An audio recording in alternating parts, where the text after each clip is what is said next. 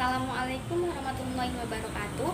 Perkenalkan, saya Eriska Chandrasiana dari jurusan Biologi Fakultas Matematika dan IPA Universitas Negeri Semarang. Pada kesempatan kali ini, saya akan memaparkan materi mengenai keanekaragaman hayati. Akan tetapi, sebelum itu perlu diketahui tujuan pembelajaran pada materi kali ini. Tujuan pembelajarannya yaitu, melalui pembelajaran ini, peserta didik diharapkan mampu memahami keanekaragaman hayati secara lebih luas, mengetahui tingkat keanekaragaman hayati, dan upaya pelestarian berdasarkan ancaman terhadap kelestarian keanekaragaman hayati yang ada di Indonesia, sehingga peserta didik mampu untuk membangun kesadaran akan kebesaran Tuhan Yang Maha Esa, menumbuhkan kepedulian terhadap lingkungan, berperilaku disiplin, jujur, aktif, santun, dan bertanggung jawab. Nah, tanpa perlu berlama-lama lagi, marilah kita langsung masuk ke materi. Oke teman-teman, di sini kalian dapat melihat sebuah gambar. Nah, pada gambar tersebut terlihat adanya kura-kura, ikan, harimau, ular, bunga mawar, bunga matahari, buah beri, dan masih banyak lagi. Nah, jadi maksud gambar tersebut apa sih? Jadi, gambar tersebut menunjukkan keanekaragaman hayati yang ada di Indonesia. Pasti kalian juga banyak menemukan beraneka ragam hewan dan tumbuhan di lingkungan sekitar kalian kan? Akan tetapi, keanekaragaman hayati tidak hanya terbatas pada keberagaman hewan dan tumbuhan saja. Kalian ingin tahu apa sih itu keanekaragaman hayati? Keanekaragaman hayati atau bisa disebut juga biodiversitas merupakan keanekaragaman organisme yang menunjukkan keseluruhan atau totalitas variasi gen, jenis, dan ekosistem pada suatu daerah. Selanjutnya dapat dilihat dari peta konsep yang sudah tersaji. Secara garis besar, nantinya kita akan mempelajari mengenai tingkat keanekaragaman hayati, persebaran flora dan fauna di Indonesia, manfaat keanekaragaman hayati, ancaman terhadap keanekaragaman hayati, dan upaya pelestarian keanekaragaman hayati. Baik, yang pertama yaitu tingkat keanekaragaman hayati. Tingkat keanekaragaman hayati terbagi menjadi 3, yaitu keanekaragaman gen, keanekaragaman jenis, dan keanekaragaman ekosistem. 1. Keanekaragaman gen. Keanekaragaman tingkat gen merupakan variasi yang terdapat dalam satu spesies, baik dalam satu populasi ataupun di antara banyak populasi. Contohnya yaitu bunga mawar merah, bunga mawar putih, dan bunga mawar kuning. Selain variasi warna pada bunga mawar, contoh lain dari keanekaragaman gen yaitu variasi bentuk pial ayam, yaitu pial sumpel, pial biji, pial bilah, dan pial gerigi. 2. Keanekaragaman jenis. Keanekaragaman tingkat jenis atau spesies adalah variasi antar spesies di dalam ekosistem. Variasi antar spesies misalnya dalam satu genus, famili, atau tingkatan taksonomi lebih tinggi lainnya, mudah diamati daripada variasi dalam satu spesies. Contohnya pada hewan famili Felidae, yaitu ada kucing, singa, harimau, dan macan tutul. Kemudian contoh lainnya pada tumbuhan famili Palmae, yaitu ada pohon kelapa, pohon aren, pohon pinang, dan pohon lontar. 3. Keanekaragaman ekosistem. Keanekaragaman tingkat ekosistem merupakan variasi beragam ekosistem di lapisan biosfer. Ekosistem adalah interaksi atau hubungan timbal balik antara makhluk hidup yang satu dengan makhluk hidup yang lainnya, dan juga antara makhluk hidup dengan lingkungannya. Secara garis besar, terdapat 2 ekosistem utama, yaitu ekosistem daratan atau ekosistem terestrial dan ekosistem perairan atau ekosistem akuatik. Contoh ekosistem daratan yaitu hutan gugur, gurun, taiga, tundra, dan lain sebagainya. Kemudian, contoh ekosistem perairan yaitu terumbu karang, laut, air tawar, danau, dan lain sebagainya. Persebaran flora dan fauna. Flora adalah istilah umum yang digunakan untuk menyebutkan tumbuh-tumbuhan, sementara fauna merupakan istilah yang digunakan untuk menyebutkan hewan. Alfred Russel Wallace dari Inggris dan Max Wilhelm Carl Weber dari Jerman adalah dua orang ahli biogeografi yang melakukan penelitian tentang flora dan fauna di Indonesia. Hasilnya menyimpulkan bahwa terdapat perbedaan karakteristik antara hewan dan tumbuhan di bagian barat dan timur Indonesia. Selanjutnya, persebaran flora dan fauna di Indonesia dikategorikan menjadi 3 bagian, yaitu flora dan fauna wilayah barat, flora dan fauna wilayah timur, dan flora dan fauna wilayah tengah. Ketiga bagian tersebut dipisahkan oleh 2 garis yang dinamai garis Wallace di sebelah barat dan garis Weber di sebelah timur, seperti yang sudah terlihat pada Flora Indonesia bagian barat. Flora di Indonesia bagian barat disebut dengan flora asiatis atau oriental karena memiliki kemiripan dengan flora-flora yang ada di wilayah Asia. Flora bagian barat meliputi Pulau Jawa, Sumatera, Kalimantan, dan pulau-pulau kecil sekitarnya.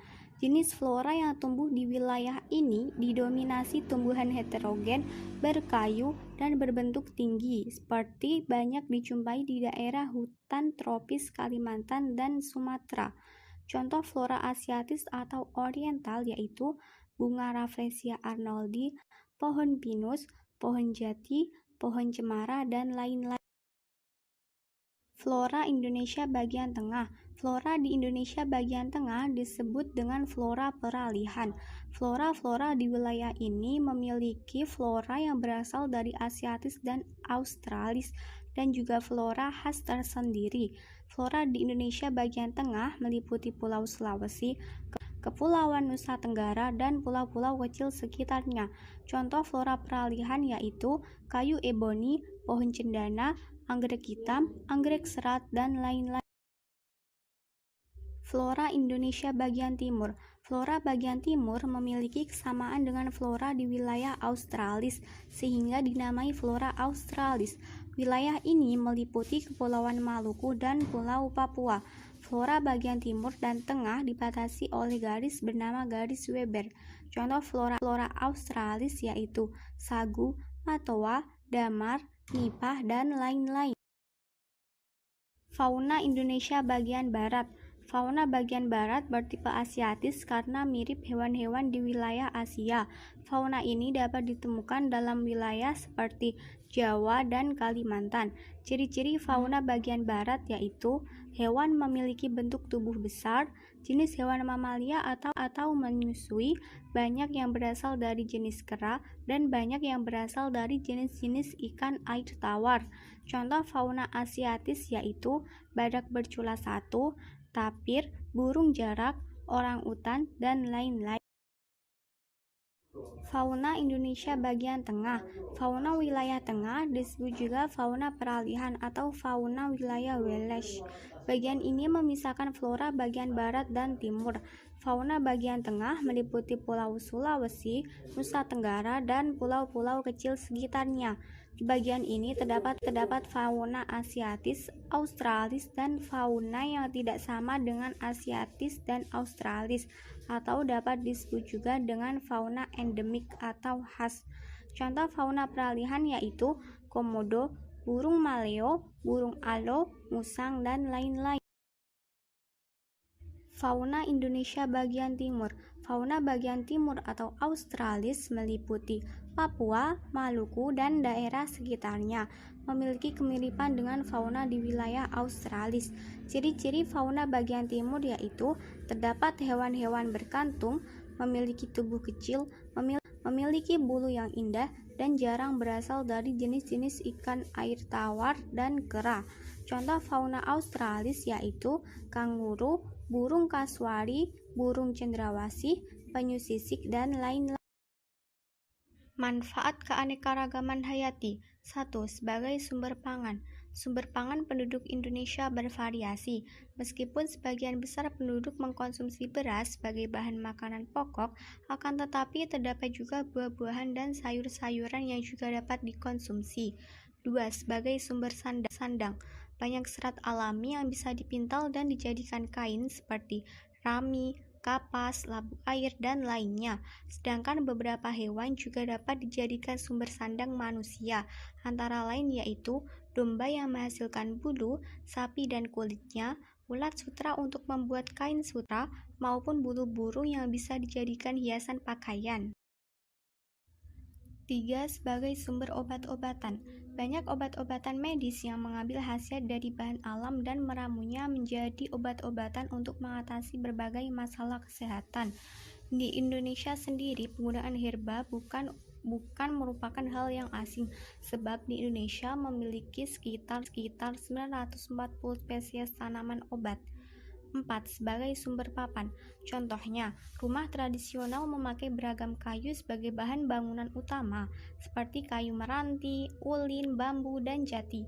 Kayu-kayu itu tidak hanya menjadi dinding rumah, akan tetapi juga dapat dijadikan sebagai jendela, pintu, serta atap rumah tradisional. Sedangkan bahan alam yang digunakan jadi atap biasanya dari alang-alang dan daun dari tumbuhan palem. 5. Sebagai sumber pendapatan. Masyarakat bisa memanfaatkannya dengan menjual hasil bumi untuk mendapatkan penghasilan, dan tidak hanya dengan menjual hasil tanaman, tetapi juga dari usaha lain seperti beternak, penangkaran, budidaya ikan, dan jika panen, baik mentah ataupun olahan, bisa mendatangkan keuntungan bagi masyarakat. 6. Sebagai sumber kosmetik. Contoh bahan alami yang dijadikan olahan kosmetik yaitu lidah buaya, urang-aring, minyak kelapa, madu, serta macam-macam bunga yang dapat dijadikan bahan wewangian. 7. Sebagai sumber ilmu. Kebutuhan manusia untuk memanfaatkan sumber daya keanekaragaman hayati membuat manusia mendapatkan ilmu dari bidang tersebut. Ilmu itu didapatkan dari upaya manusia untuk mengembangkan usahanya yang bergantung ke kekayaan bumi. Contohnya yaitu penerapan ilmu di pertanian bisa dilihat dari dikembangkannya metode-metode penanaman baru yang mendorong hasil yang lebih maksimal. 8. Sebagai aspek budaya. Contohnya saat pemandian jenazah di tanah Toraja yang mengharuskan memakai berbagai jenis tumbuhan yang dipercaya memiliki kekuatan magic.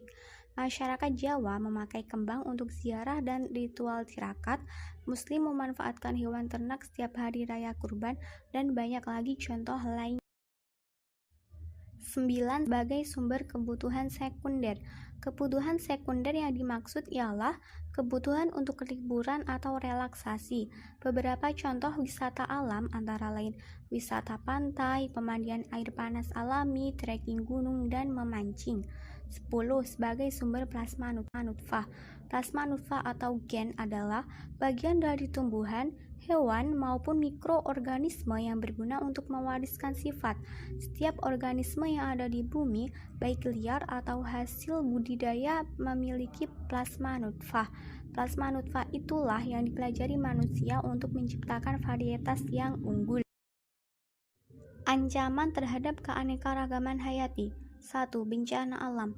Bencana alam seperti kebakaran hutan, banjir, gunung meletus, tsunami, badai, angin tornado dapat menyebabkan berkurangnya populasi makhluk hidup atau bahkan hilangnya spesies endemik tertentu dari muka bumi.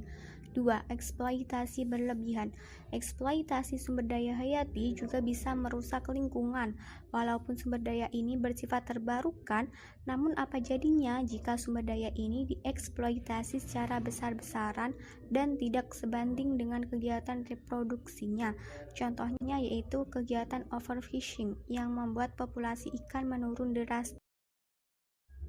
3. Perusakan habitat.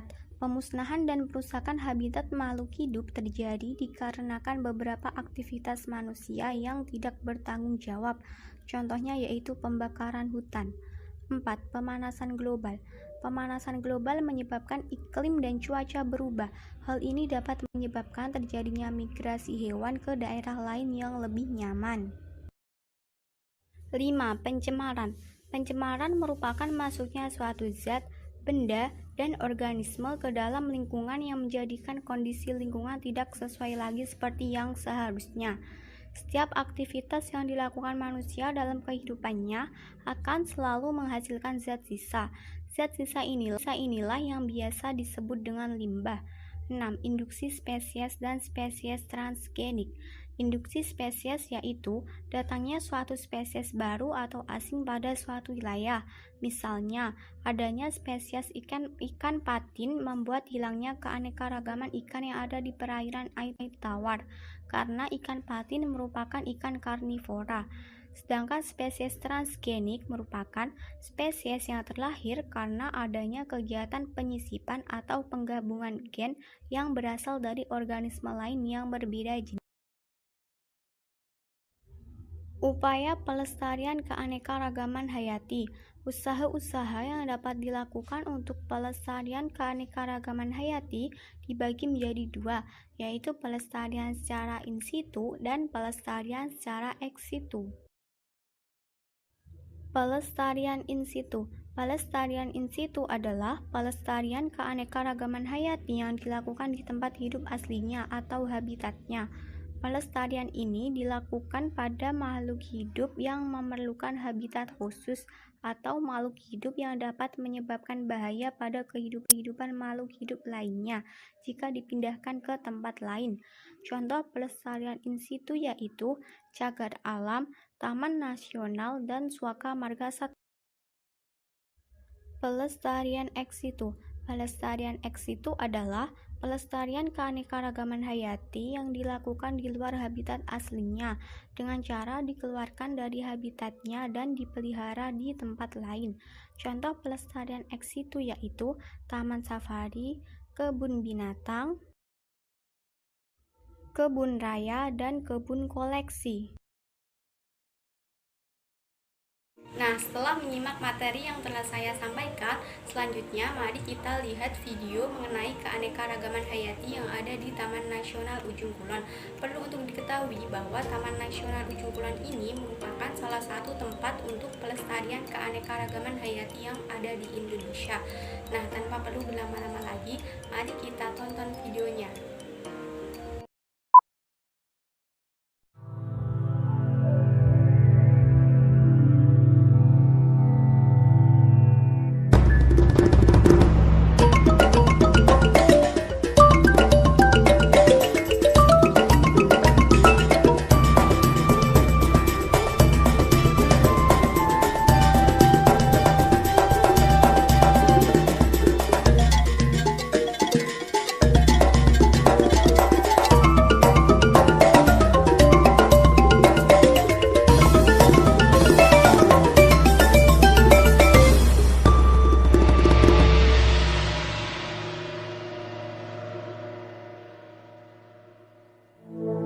Interaksi seluruh komponen ekosistem bumi pada awalnya merupakan hubungan yang selaras, seimbang dan serasi, satu nafas, satu jiwa, dan dipenuhi nilai respek antar sesama makhluk hidup, juga dengan lingkungannya yang harmonis. Kini, banyak tempat di bumi kita yang telah berubah. Manusia dengan akal dan pikirannya berusaha menjadi penguasa tunggal di atas bumi, memonopoli dan merusak keseimbangan lingkungan. Namun dari ironi dinamika perubahan ekosistem tersebut, terdapat satu dari sedikit alam Indonesia yang masih terjaga kealamiannya. Ialah Taman Nasional Ujung Kulon. Terletak di ujung barat Pulau Jawa dan berjarak kurang lebih 300 km dari ibu kota Indonesia, Jakarta. Tanpa campur tangan manusia, ekosistem Taman Nasional Ujung Kulon masih sangat terjaga. Seiring berjalannya waktu, pada tahun 1820, keanekaragaman tumbuhan dan satwa di Taman Nasional Ujung Kulon mulai dikenal oleh para pakar botani Belanda dan Inggris. Salah satu satwa liar yang terkenal yang hidup di kawasan ini adalah badak berjula 1, Rhinoceros sondaicus. Diperkirakan populasi dari badak Jawa saat ini hanya berkisar 50 hingga 60 ekor. Badak Jawa adalah salah satu dari 10 jenis satwa yang ada di dunia ini yang paling terancam punah. Kawasan hutan Ujung Kulon pertama kali dideklarasikan sebagai Taman Nasional pada tahun 1980 ketika ada Kongres Taman Nasional Sedunia ketiga di Bali. Kawasan Ujung Kulon dikelola mengikuti prinsip dan organisasi Taman Nasional hingga akhirnya kawasan hutan tersebut secara resmi pada tahun 1992 ditetapkan sebagai Taman Nasional Ujung Kulon. Pada tahun yang sama, organisasi dunia UNESCO memberikan penghargaan kepada Taman Nasional Ujung Kulon sebagai World Heritage Site. Kawasan darat Taman Nasional Ujung Kulon memiliki luas 78.619 hektar yang mencakup wilayah Semenanjung Ujung Kulon, Pulau Panaitan, Pulau Pecang, Pulau Handelem, dan Gunung Honje. Kawasan Taman Nasional Ujung Kulon bagian timur didominasi oleh deretan pegunungan Honje. Sebagian daerah Gunung Honje merupakan kawasan pemukiman penduduk yang dalam kesehariannya memanfaatkan sumber daya alam sekitar sebagai mata pencahariannya.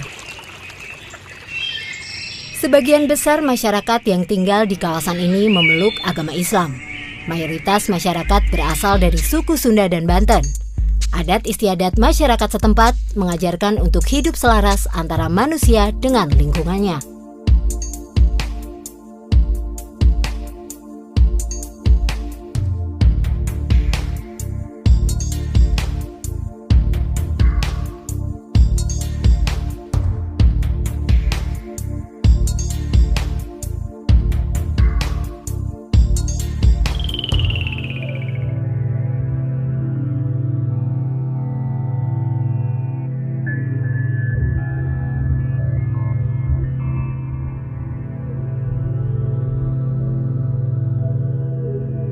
Dengan statusnya yang sangat kritis, badak Jawa merupakan mamalia terlangka di bumi. Kawasan Semenanjung Ujung Kulon saat ini merupakan habitat terpenting dari badak Jawa. Kawasan ini juga merupakan satu-satunya tempat di bumi di mana badak Jawa mampu berkembang biak secara alami pada 2 dekade terakhir ini, berkat hutan hujan dataran rendah, padang rumput, dan mangrove yang terdapat di kawasan ini.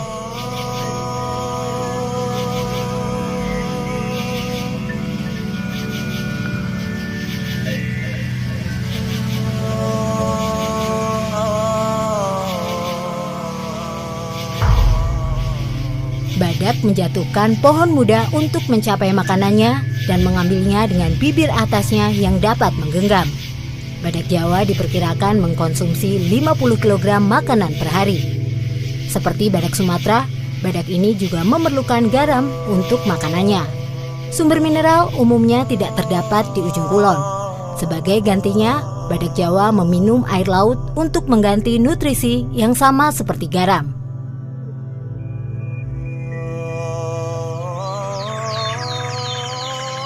Semenanjung Ujung Kulon terdiri dari hutan pasang surut yang diwakili oleh tanaman nipah. Nipah merupakan fosil dari serbuk sari palma yang diketahui telah terbentuk sekitar 70 juta tahun silam. Selain itu, juga terdapat hutan hujan tropika dataran rendah dan hutan bakau. Ekosistem yang ada di wilayah ini masih terjaga dan sangat alami. Komponen-komponen faktor abiotik dan faktor biotik berperan sesuai dengan kondisi keseimbangannya masing-masing. Hal tersebut tidak lepas dari peran aktif Balai Taman Nasional Ujung Kulon dan masyarakat setempat dalam meningkatkan upaya perlindungan hutan dan sekaligus memantapkan pengelolaan konservasi sumber daya alam hayati dan ekosistemnya. Di Semenanjung Ujung Kulon terdapat padang pengembalaan cidaon seluas 9 hektar. Ini adalah salah satu di samping padang pengembalaan lainnya di Taman Nasional Ujung Kulon, yaitu Kalejetan, Cibunar, Nyiur, dan Cigenter.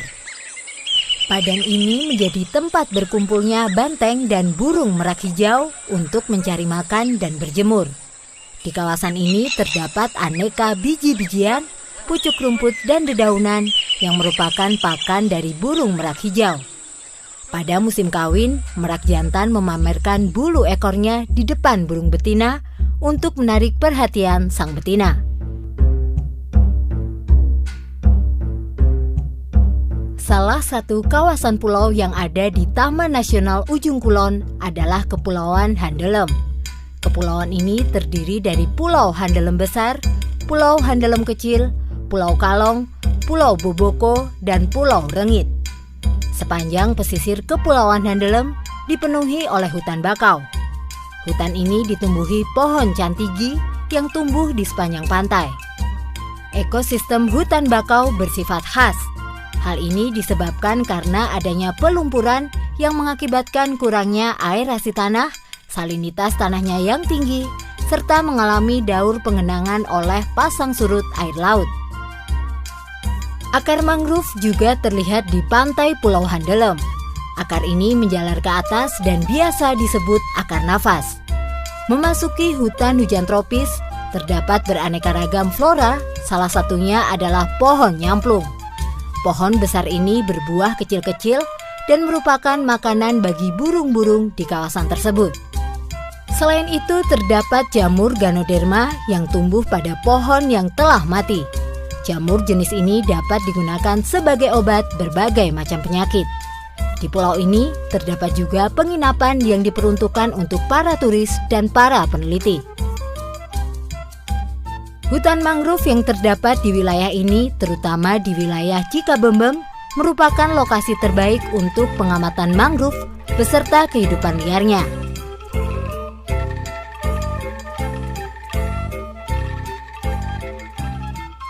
Tak jauh dari Pulau Handelem, terdapat Sungai Cigenter yang merupakan habitat dari ular sanca, buaya muara laut, banteng, dan berbagai jenis burung.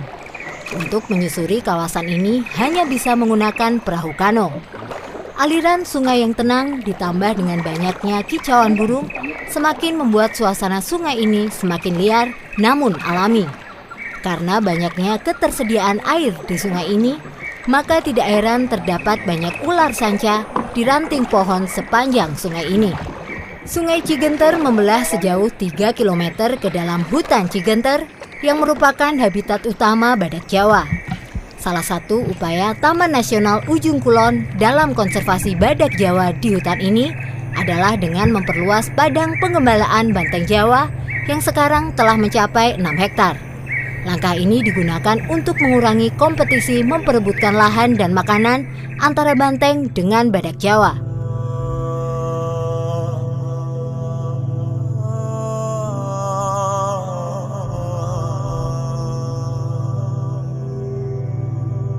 Pulau lain yang terdapat di kawasan Taman Nasional Ujung Kulon adalah Pulau Pecang.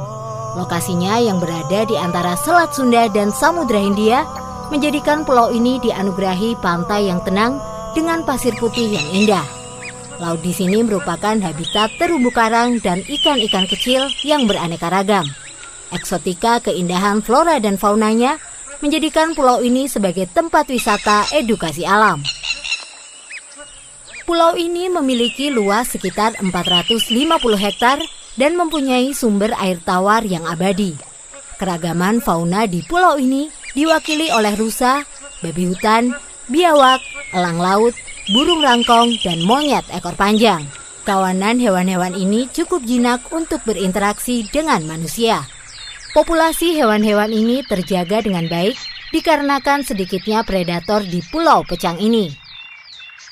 Kondisi geografisnya berbentuk dataran rendah dengan vegetasi primer yang luas, di mana terdapat campuran pohon-pohon dengan umur pertumbuhan berbeda dan tanah berumput dengan semak-semak belukar. Karena hal itulah, pulau ini menjadi surga bagi hewan-hewan tersebut. Pada tahun 1883, sebagaimana hampir semua kawasan Ujung Kulon, Pulau Pecang juga tidak luput dari hantaman tsunami akibat letusan Gunung Krakatau. Hampir tidak ada flora dan fauna yang tersisa akibat dampak dari tsunami tersebut. Hutan di Pulau Pecang telah mengalami sebuah suksesi sempurna. Satu-satunya pohon yang masih bisa bertahan adalah pohon kiara ini. Umurnya diperkirakan telah mencapai 1 abad lebih dan diameternya lebih dari lingkaran manusia sebanyak 30 orang dewasa. Pohon kiara atau biasa disebut dengan pohon pencekik adalah pohon yang mengambil makanan dari pohon yang ditumpanginya. Buah kiara dari pohon ini dibawa oleh burung dan primata, kemudian dijatuhkan pada pohon induknya. Seiring berjalannya waktu, biji buah kiara ini tumbuh di batang pohon di mana ia berada. Pohon kiara memiliki akar yang menjalar dari atas ke bawah sampai menyentuh tanah yang nantinya akar tersebut akan terus membesar dan pada akhirnya pohon induknya akan mati dan habis tergantikan oleh pohon kiara.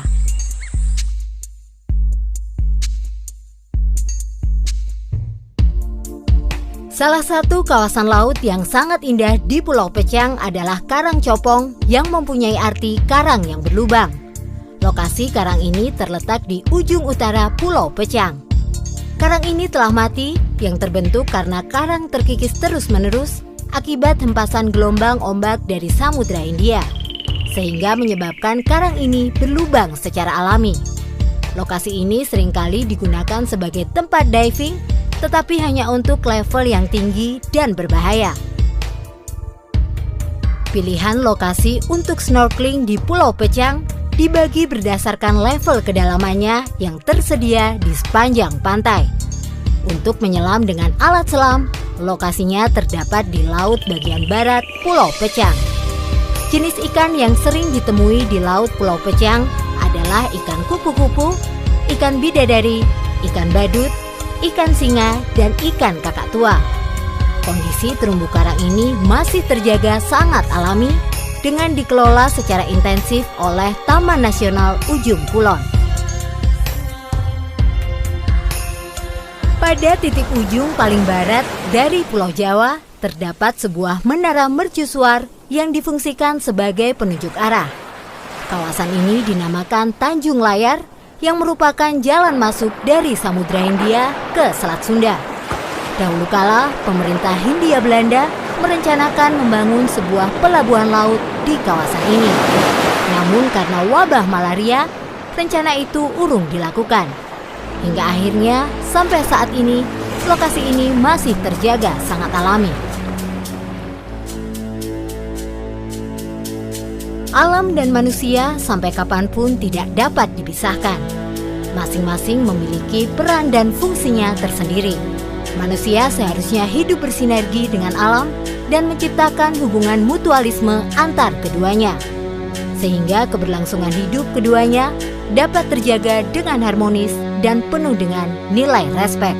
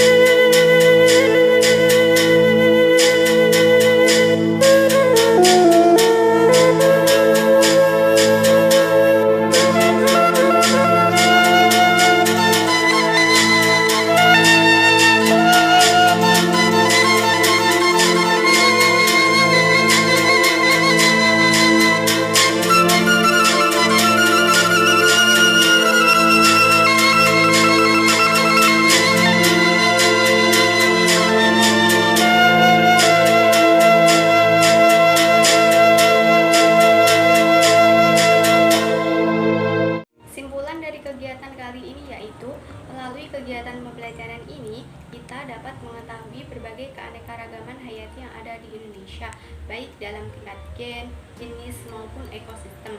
Kita juga dapat mengetahui upaya pelestarian terhadap keanekaragaman yang ada di Indonesia, baik pelestarian secara in situ maupun pelestarian secara ex situ. Serta yang paling penting adalah kita dapat melihat kebesaran Tuhan Yang Maha Esa, Sang Pencipta alam semesta dan segala isinya. Cukup sekian yang dapat saya sampaikan. Terima kasih atas perhatian kalian dan semoga materi yang saya sampaikan dapat kalian pahami dan memberikan manfaat untuk saya sendiri dan untuk kalian semua. Saya juga mohon maaf apabila terdapat banyak kesalahan baik dalam penyajian maupun penyampaian. Sampai jumpa di video-video berikutnya. Wassalamualaikum warahmatullahi wabarakatuh.